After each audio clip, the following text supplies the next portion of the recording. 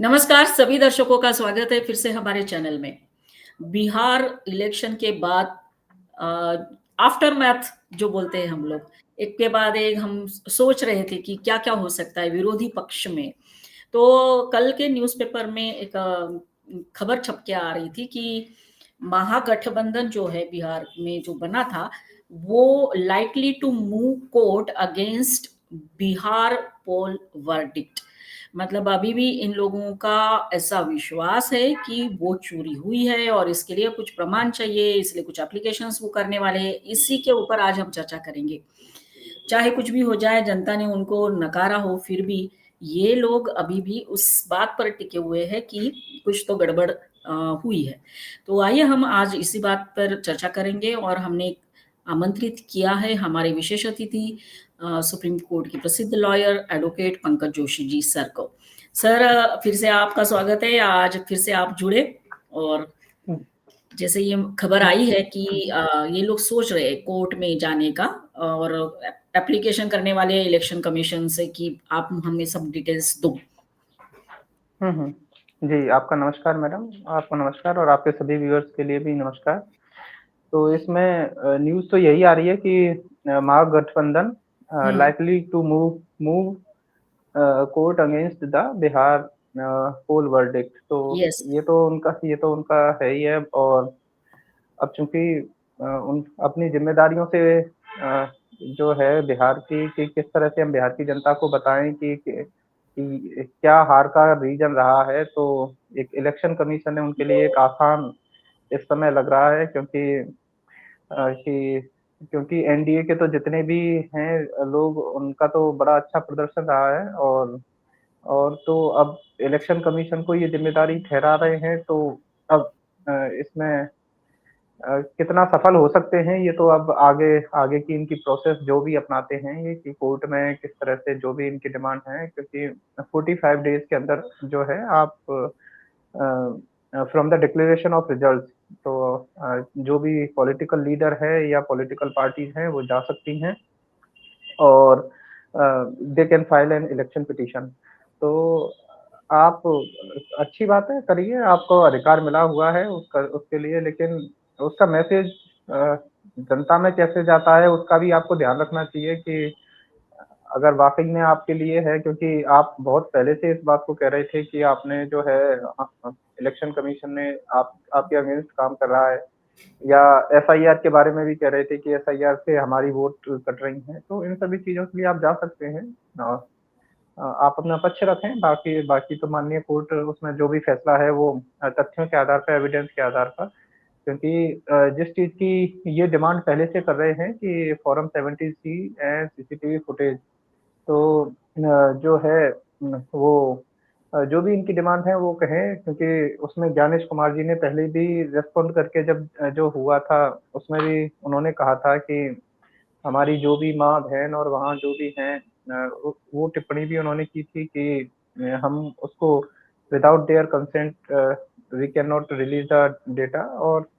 अ, अगर कोर्ट उसमें लेना चाहेगा तो कोर्ट को प्रोवाइड तो किया जा सकता है, उसमें तो कोई बात नहीं है। लेकिन दूरगामी इफेक्ट मुझे तो लगता है कि महागठबंधन जो है वो एक जनता के बीच में मैसेज शायद अच्छा ना जाए। बाकी इनका खुद का विचार है, इनके लीडर्स हैं, इनका थिंक टैंक है, जो भी वो डिसाइड करेगा सोच समझ के ही करेगा। सर ये मुझे आप समझाइए कि ये लोग मांगने वाले हैं, ऐसा कुछ न्यूज़ में आया जो है इलेक्शन कमीशन से की पोल रिकॉर्ड्स ऐसा करके। तो इसमें सर एक्चुअली होता क्या है फिर? की पोल रिकॉर्ड्स मतलब क्या होगा? देखिए, इनके जो भी स्पोक्स पर्सन है वो तो ये कहते हैं कि we feel there have been a lot of anomalies in the election. हुँ। लेकिन आप उसमें कहते हैं कि इस बार ऐसा क्या हुआ है, तो ये कहते हैं कि in the Bihar poll and an unprecedented जो वोटिंग पोल्स जो है वो हुआ है, that was recorded in the first phase. There is a 65.08 and in the second phase 69.20। अब मतलब मुझ जैसा व्यक्ति जो है, जो मतलब लोकतंत्र के बारे में जो सोचता है, डेमोक्रेसी के बारे में सोचता है, तो हम तो इसे भी बहुत कम मानते हैं कि 65% मतदान हो रहा है या 69% हो रहा है, क्योंकि 80, 85 या 90 हो तो सोचा जाए। लेकिन इनके लिए यही आंकड़ा इनके मतलब जो भी इनके नेता हैं या विपक्ष के नेता हैं, वो इस तरह से सोच रहे हैं कि यही एक बड़ा इतना क्योंकि इतना वो मतदान कैसे हुआ? क्यों? तो ऐसी तो सोच नहीं रखनी चाहिए, लेकिन फिर भी अगर ये सोच रहे हैं तो बिहार पोल्स क्योंकि उसमें जो है कि क्योंकि वहाँ पर जो जो जो भी मतदान होता है वो सभी के सामने रहता है, उसकी रिकॉर्डिंग भी होती है, फुटेज भी होती है, सब कुछ अवेलेबल है, वो जनता के बीच में रहता है और पोलिंग के समय पे वहाँ एजेंट्स जो रहते हैं उनके बीच में रहता है, जो भी है पॉलिटिकल पार्टीज़ के जो भी एजेंट्स हैं उनके बीच में रहता है, तो ऐसा कहीं नहीं लग रहा है लेकिन अब चूँकि उसको सेंट्रलाइज़ेशन करना या जो भी है वो ठीक है इनका कहना है क्योंकि आरजेडी स्पोक्सपर्सन जो हैं चितरंजन गगन, उनका मीडिया में बयान आ रहा था और सीपीआई की जो मार्क्सिस्ट लेनिनिस्ट जो मार्क्सिस्ट जो भी पार्टी है उनके उनका उनका भी इस तरह से बयान आ रहा था कि they will also seek poll reports of the election commission. तो यस, आप उसमें जो भी 70 सी जो फॉरम जो रहता है और जो जो रिकॉर्ड्स जो रहता है उसमें आप उस चीज़ को डिमांड कर सकते हैं, अ, आप इलेक्शन कमीशन से कर सकते हैं और उसमें देखना तो ये भी होगा कि आपने कहीं पर किसी भी जो भी बूथ है वहाँ पर इस तरह की कोई शिकायत पहले कोई दर्ज कराई है या नहीं कराई है, आपने वो नहीं कराई है तो आगे किस तरह से जाएँगे? क्योंकि सीधा चीज़ों को ब्लेम कर देना फिर अपने आप में एक तरह से उसका मैसेज भी अलग तरह से जाता है क्योंकि जहाँ जिस जिस बूथ पे कहीं गड़बड़ी हो रही है वहाँ भी तो आपको अपनी शिकायत जो है वो दर्ज करानी पड़ेगी थ्रू योर पोलिंग एजेंट। तो ऐसा यस, कहीं कुछ हो रहा है तो ये चीज़ें आगे निकल के आएँगी। राइट। सर, ये लोग अभी जो बात कर रहे हैं कि हम लोग जाएँगे कोर्ट में सर, तो if they have enough proof तो ये लोग जैसा इलेक्शन कमीशन बोल रहे हैं कि आप एफिडेविट लिख कर दे दो, तो ये तो देने को तैयार नहीं है, लेकिन ये सारी बातें हो रही है कि हम कोर्ट में जाएँगे वगैरह। नहीं वो जो चीज़ है वो देखिए उसमें उसमें यही आता है कि आपने अपनी शिकायतें वहाँ पे किस तरह से दर्ज कराई हैं, एफ़िडेविट कोई दिया है या नहीं दिया है या वहाँ के अधिकारी जो भी हैं, इलेक्शन ऑफ़िसर जो भी हैं, आपने उनको दर्ज कराया है कि नहीं किया है? क्योंकि देखिए जो भी कंडक्ट ऑफ इलेक्शन रूल्स है 1961 और उसका उसके तहत जो ये फॉरम 70 सी जो है तो अ, हर पोलिंग स्टेशन पे जब भी वोटिंग जो होती है जब उसका एंड होता है या उसकी काउंटिंग हो रही होती है तो तब उसका ये उपयोग होता है और उसमें भी दो तरह के पार्ट रहते हैं, पार्ट वन रहता है, पार्ट सेकंड रहता है। तो पार्ट वन में जो भी आपके रजिस्टर्ड वोटर्स हैं और उनकी रहती है और जो पार्ट सेकंड रहता है उसमें जो है जो भी बूथ लेवल पे जो भी कैंडिडेट हैं और उनके हिसाब से टैली होता है तो दोनों दोनों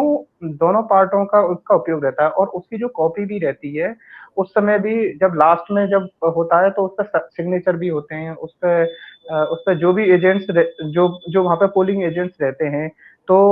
जो फॉर्म 70 सी की जो कॉपी है वो भी उनको दी जाती है। अब इन इन सब चीज़ें होने के बावजूद भी आप इसी तरह के फिर से आरोप लगाएँ तो ये फिर अलग है।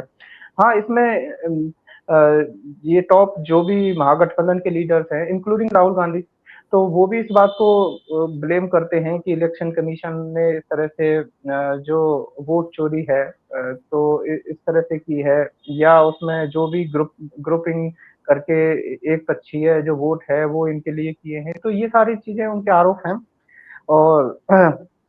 और उसमें आरजेडी लीडर जो हैं उनके उनका उनका भी बयान आ रहा था गगन जी का भी कि जो नीतीश कुमार की जो गवर्नमेंट है इन्होंने चुनाव से ठीक पहले और जो जो महिलाओं के लिए जो 10,000 रुपए की स्कीम है वो उसमें जो है वो पैसा गया है तो ये एक आरोप बनता है। हालाँकि जो जो महिला रोज़गार की जो योजना की जो स्कीम थी वो पहले से ही चल रही है, वहाँ पे कोई ऐसा नहीं है। आप उसको एक मान सकते हैं कि आप उस पे एक आरोप लगा सकते हैं लेकिन वो कोर्ट डिसाइड करेगी कि किस तरह से है या नहीं। हालाँकि उनका तो दूसरा आरोप ये भी था कि जो स्पेशल ट्रेन है वो थोड़ा-सा फैसिलिटेट की है कि बिहार के जो वोटर्स हैं उनके लिए जो कि वो बिहार आएँ वोटिंग करें। तो ये दोनों आरोप कितना प्रूफ हो सकते हैं ये तो कोर्ट डिसाइड करेगा। लेकिन अ, अगर स्पेशल ट्रेन कुछ चली हैं या ऐसा कुछ है तो ये तो लोकतंत्र के लिए अच्छी बात है, इसमें तो ख़ैर कहीं और वो उस समय तो ख़ैर छठ मैया का पर्व था, उसके कारण इस तरह से हो रहा था, तो ये तो नहीं कहा जा सकता कि इस बात के लिए है। और बाकी अ, ये है कि इतनी सारी गलतियाँ हैं क्योंकि जब हम इसमें देखते हैं कि कोई भी पोलिंग स्टेशंस है या स्ट्रॉन्ग रूम है या जहाँ पर भी काउंटिंग सेंटर्स हैं, वहाँ पर अगर किसी भी तरह की जो है उन सभी की रिकॉर्डिंग भी रहती है। ऐसा नहीं है कि वहाँ लेकिन अ, ब ये इन सभी चीज़ों के बारे में अब आरोप लगाना थोड़ा-सा टफ है क्योंकि रहते तो वहाँ सभी हैं। और अब उसमें किस तरह से ये उसको निकालेंगे क्योंकि सुप्रीम कोर्ट के जो भी एडवोकेट्स हैं उनसे ये लोग कंसल्ट कर रहे हैं और उसमें क्या चीज़ें निकल के आती हैं वो तो आगे पता चलेगा। हाँ सर, ये भी मैंने पढ़ा सुप्रीम कोर्ट के लॉयर्स के साथ वो बातचीत हो रही है और हमें पता है कि सुप्रीम कोर्ट के लॉयर की जब बात आती है तो 2 प्रमुख नाम हमेशा इनके सपोर्ट में जो जाते हैं वो इनकी टीम है। लेकिन सर एक बात है सर कि ये पर्टिकुलरली जो हमारे एलओपी है सर, वो अभी भी यही कह रहे हैं कि वोट चोरी हुई है और तू तड़ाक की जो भाषा है ज्ञानेश कुमार या ज्ञानेश कुमार कुछ भी नहीं है पर सीधा ज्ञानेश ही नाम लेते हैं। तो एक तरह से ये सर पर्सनल अटैक नहीं हो गया? देखिए, मुझे नहीं लगता कि इससे ज़्यादा किसी इलेक्शन कमीशन के आयोग के किन्हीं अधिकारियों का अपमान अभी तक किसी ने किया होगा क्योंकि जहाँ तक मैंने देखा है तो जिले के जो डीएम होते हैं वही उसके निर्वाचन के अधिकारी रहते हैं और वो उस समय इलेक्शन कमीशन के अंडर में काम करते हैं। तो किसी जिले के डीएम पे इस तरह के आरोप लगा देना ये तो अपने आप में मतलब क्योंकि अ, अब नेता हैं ये इस तरह के कुछ भी कह सकते हैं और अ, और फिर उसमें विपक्ष के लोग इस समय जो हैं वो शायद उस जो मर्यादा एक रहनी चाहिए वो उसको बिल्कुल तरह से भूल चुके हैं। तो ये और थोड़ा-सा सभ्य भाषा बोलेंगे तो अच्छा रहेगा क्योंकि चाहे शासन में या प्रशासन में जो भी कर्मचारी हैं वो भी देश सेवा कर रहे हैं, वो भी अपना पसीना बहा रहे हैं। इत इत इतना इतने ब इतना इतना ही बड़ी मेहनत करने के बाद एक इलेक्शन प्रोसेस को अंजाम देना, अब अब वो तो जनता ही तय करेगी कि वो किसको किसको बनाना चाहती है, उसमें अधिकारी-कर्मचारी क्या कर सकते हैं? वो तो अपना समय और पसीना वही लगा सकते हैं। लेकिन ये जिस तरह से अ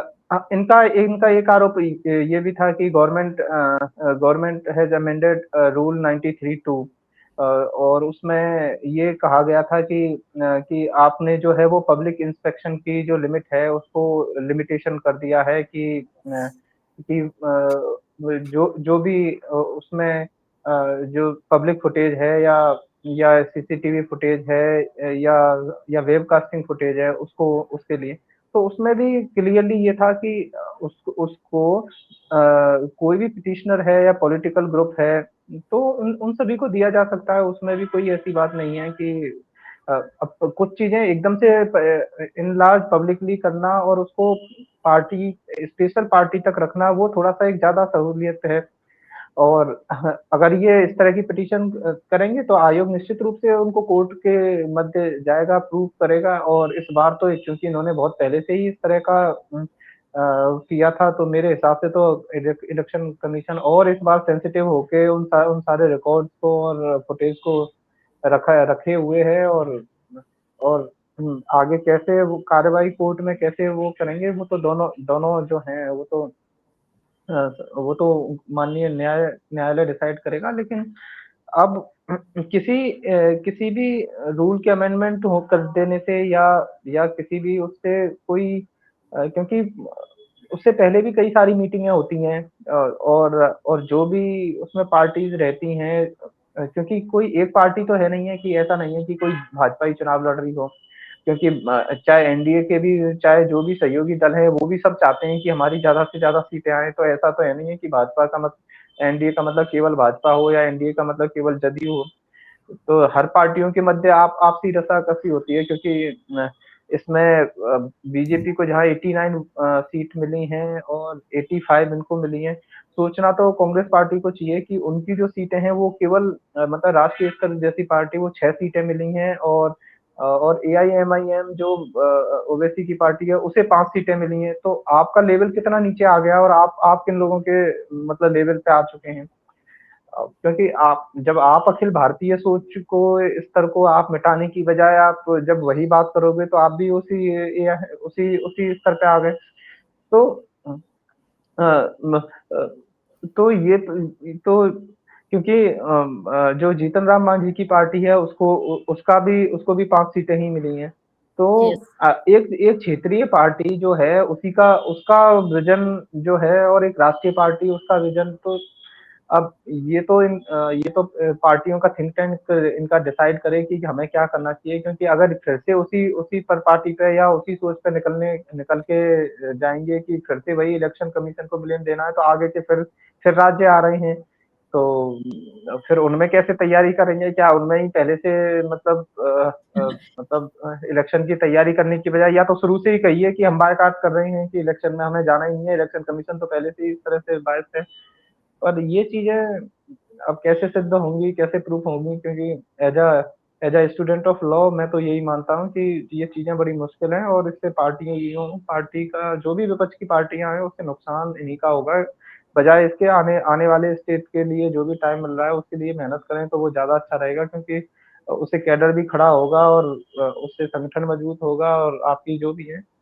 और और समस्याएँ तो हर समय रहती हैं, समस्याओं समस्याओं और सही आवाज़ उठेगी तो हर जिले में अगर आपके लीडर्स आवाज़ उठाएँगे, सही आवाज़ उठाएँगे तो जनता तो सुनती है। एंड में कोई नेता थोड़ी आपको वोट देने जाते हैं, एंड में तो जनता ही वोट डालने जाती है। जनता आपके नेता विरोधी हो सकते हैं, जनता कोई विरोधी थोड़ी है। आप अच्छी बात कहेंगे तो जनता तो सुनेगी। और यस,